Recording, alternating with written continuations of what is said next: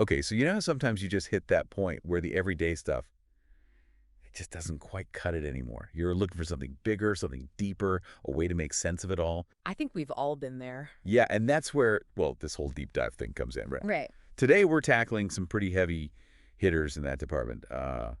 Theosophy and the Law of One. And you, our amazing listener, you flag these as, well, systems that just kind of grabbed your curiosity, right? How they frame the universe, our role in it, all that good stuff. It's definitely heady material. It is. So we got a pretty solid stack of excerpts to work with here. We've got the Law of One, which some folks might know is the raw material. That's the one that comes from channeled sessions with, now get this, a social memory complex called Ra. A whole collective consciousness. Exactly. Yeah. And it really digs deep into this idea of the Law of One, that everything is one, and all the different ways that manifests, or as the material calls it, the distortions. And it's worth noting, the research group behind this, they had a background in UFO studies, so that adds another layer. Yeah, for sure. And the excerpts we're looking at today, they cover a good chunk of the material. We've got sessions 51 through 75 from Book 3, and then some key selections from Books 1, 2, 4, and V. A pretty comprehensive overview. It is. And to round things out, we've got excerpts from Rudolph Steiner's Theosophy. A classic. It is. And it really breaks down the human being, Right. our nature, our purpose, reincarnation, all that. And it talks about these different worlds we experience, the physical world, the soul world, and the spirit world. And Steiner, he was a huge proponent of thinking, really using our minds as the primary tool to grasp these concepts. And he also emphasized this idea of developing what he called supersensible observation. Right, going beyond just our normal senses. Exactly. So, as always, our mission is to sift through all this, find the golden nuggets, the aha moments, and, make sense of it all for you. So let's start with the Law of One. What's this core principle, this Law of One, all about? Well, at its heart, it's about unity. It says that everything, and I mean everything, is part of this one infinite creator. Wow. Yeah, it's a pretty radical concept when you really think about it. It is. And from there, it talks about these densities of consciousness. Right. Almost like levels in this cosmic game we're all playing. Yeah, think of it like a ladder. A progression from first density all the way up to seventh. Yeah. And where we stand right now, planet Earth, we're kind of in between third and fourth density. Oh, interesting. So what's the difference? Like, what would someone in fourth density experience that we wouldn't? Is it just like being more evolved? Well, each density has its own unique vibration, and that shapes how reality is experienced. So first density, that's like the most basic awareness, rocks and minerals just existing. Right. Second density, that's where plants and animals come in. It's about growth and this like dawning of consciousness. Okay, I'm starting to see the picture. Right. And third density, that's where we are now. It's all about self-awareness, developing this thing called the mind-body-spirit complex, and making choices that have, real moral consequences. Big decisions. Exactly. And the shift to fourth density, that's where love, compassion, and interconnection become the dominant themes. It's not just feeling those things more intensely, Yeah. right? It's like living them out in a completely different way. Right. It's about a much deeper understanding of how everything's connected and then acting from that place of understanding. Almost like imagine a society where empathy was the default setting. That's beautiful. And this shift we're in, that's what they call the harvest, right? Precisely. The harvest is the movement of entities, beings, whatever you want to call them, from one density to the next. So for us, it'd be from third to fourth. And it's not like a forced graduation, It's based on this thing called polarity. Polarity. Yeah, and it boils down to your dominant orientation, whether you're more service to others or service to self. So which side are you on? And Ra suggests that this current harvest, it's a little tricky because, well, humanity's thoughts and intentions are so all over the place. It makes it harder for individuals to, solidify their polarity. Right, because we're all such a mixed bag. Exactly. So all the stuff we go through, good and bad, that's the catalyst, right? It's what pushes us towards one polarity or the other. Precisely. Catalyst is just a fancy word for all these experiences that, nudge us along on our spiritual journey. And yeah, you're right. During these density transitions, things can get a little intense. It's like accelerated learning, sometimes with some tougher lessons thrown in. Life's a crash course. It can be. And then there's this idea of wanderers, which I find fascinating.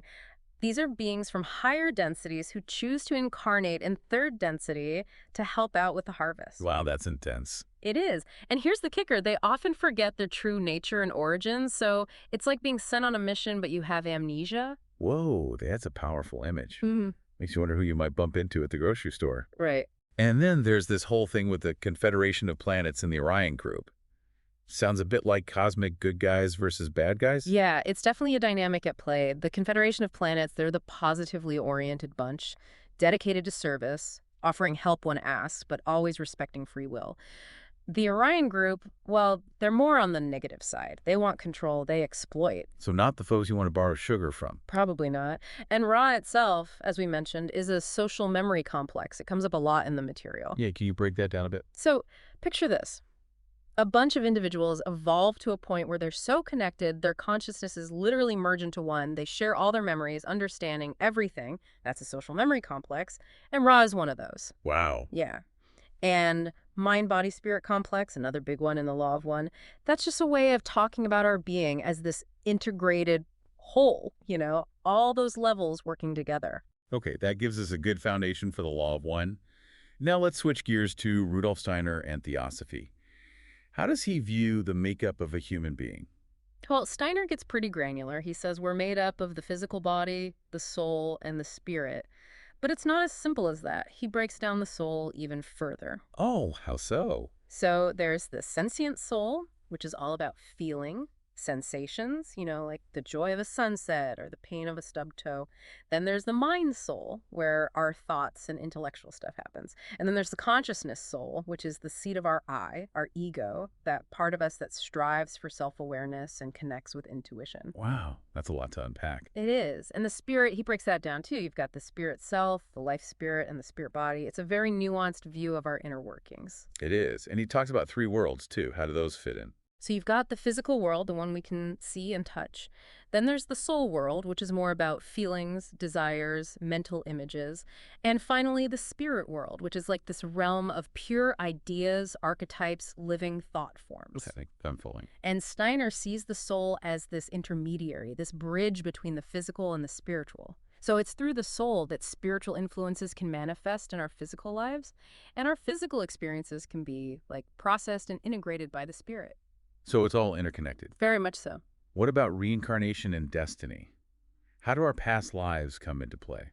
So Steiner believed in this idea of the spirit evolving through multiple lifetimes, each one offering opportunities for the I, that core spiritual essence, to learn and grow.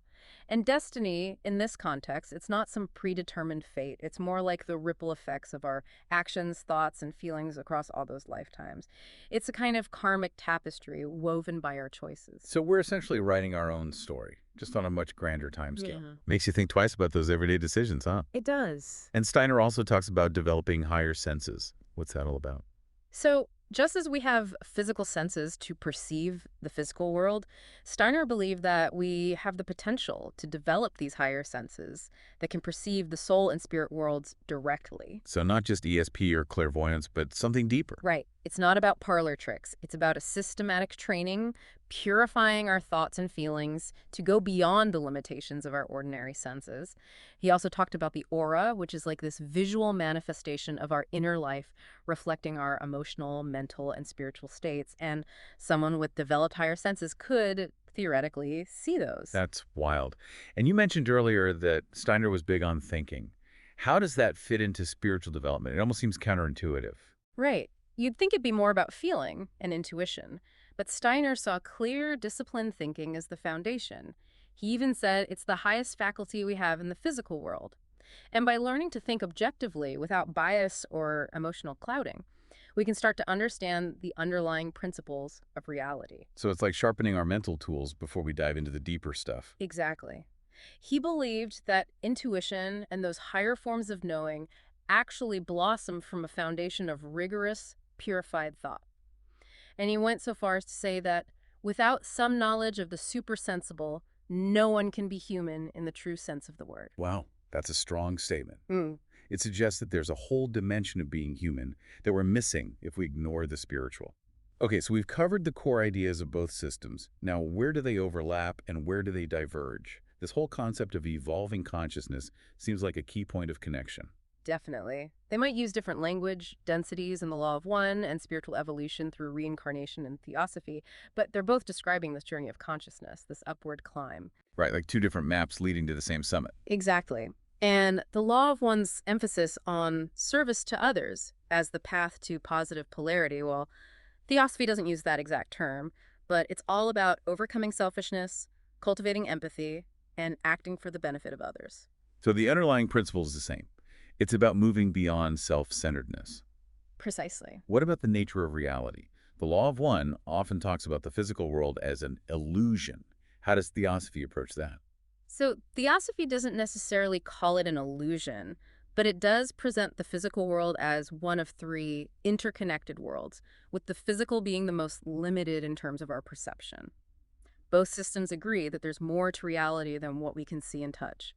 The Law of One might emphasize the illusory nature to highlight the primacy of consciousness, while Theosophy focuses on expanding our consciousness to perceive these other realms. It's like two sides of the same coin. Exactly, and both systems place a huge emphasis on inner work, whether it's meditation in the Law of One or developing those higher senses through disciplined practice in Theosophy. It's not a spectator sport. You've got to put in the effort. Right, and that reminds me the role of guides or higher entities is another point of connection.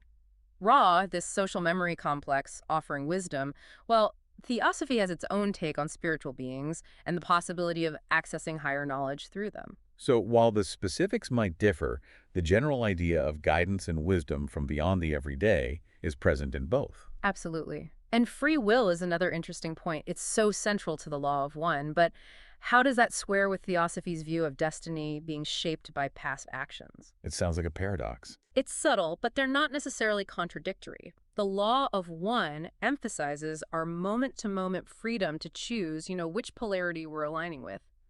Theosophy, with its concept of karma, suggests that our past choices create certain conditions and tendencies for our present and future.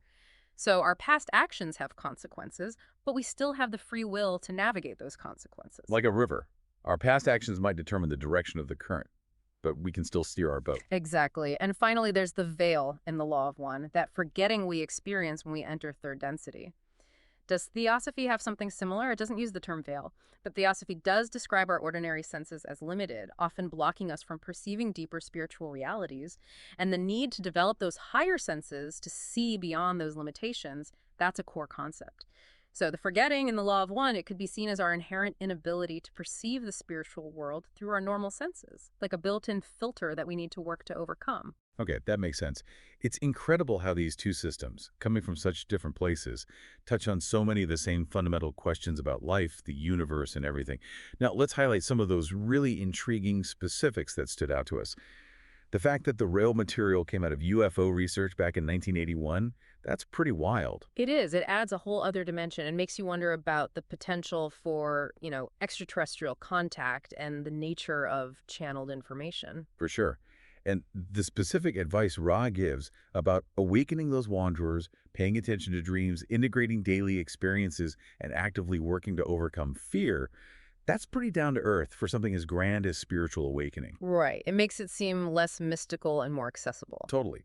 And the discussion of energy centers in the Law of One, how they filter light energy, that might resonate with some folks who are familiar with chakras. How did that relate to Theosophy's idea of subtle bodies? So the terminology might be different, energy centers and light versus soul body and spirit body, but they're both pointing to these subtle energetic structures within us that connect us to those higher energies and states of consciousness. Like two different ways of describing the same underlying reality. Exactly. And then you have the Law of One talking about the pyramids as having specific energetic purposes, even for healing.